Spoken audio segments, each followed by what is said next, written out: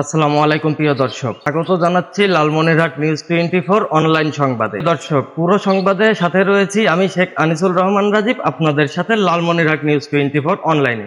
চলুন দেখে আসা যাক লালমনিরহাট নিউজ 24 অনলাইন নিউজ টিমের লালমনিরহাট জেলা থেকে আজকের সংগৃহীত সর্বশেষ আপডেট প্রধান সংবাদটি।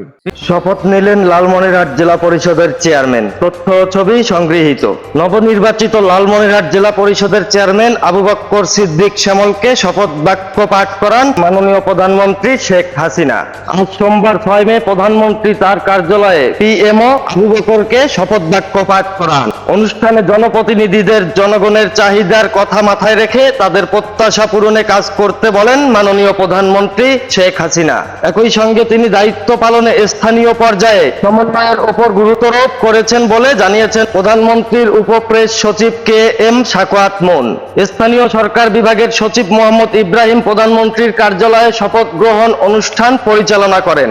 অন্যদিকে স্থানীয় সরকার, পল্লী উন্নয়ন ও সমবায় মন্ত্রী মোহাম্মদ তাজুল ইসলাম এবং প্রধানমন্ত্রীর মুখ্য সচিব মোহাম্মদ তোফাজ্জল হোসেন মিয়া উক্ত অনুষ্ঠানে উপস্থিত ছিলেন। গত 3 এপ্রিল লালমনিরহাট জেলা পরিষদের চেয়ারম্যান পদে উপনির্বাচনে আবু বক্কর সিদ্দিক শ্যামল বিজয়ী হন। তার পরিপ্রেক্ষিতে আজ সোমবার 6 মে 2024 প্রধানমন্ত্রী তার কার্যালয়ে পিএমও আবু বক্করকে শপথ বাক্য পাঠ করান। প্রিয় দর্শক, লালমনিরহাট নিউজ 24 অনলাইন নিউজ টিমের আজকের লালমনিরহাট জেলা থেকে সর্বশেষ আপডেট প্রধান সংবাদটি আপনাদেরকে জানিয়ে দিয়ে এখনকার মতো বিদায় নিচ্ছি। আবারও প্রতিদিনের মতো আগামীকাল রাত 10টা 1 মিনিটে লালমনিরহাট নিউজ 24 অনলাইন নিউজ টিমের সংগৃহীত লালমনিরহাট জেলা থেকে সর্বশেষ প্রধান আপডেট সংবাদটি আপনাদেরকে জানাতে সরাসরি সংযুক্ত হব লালমনিরহাট নিউজ 24-এ। আমি শেখ আনিসুল রহমান রাজীব।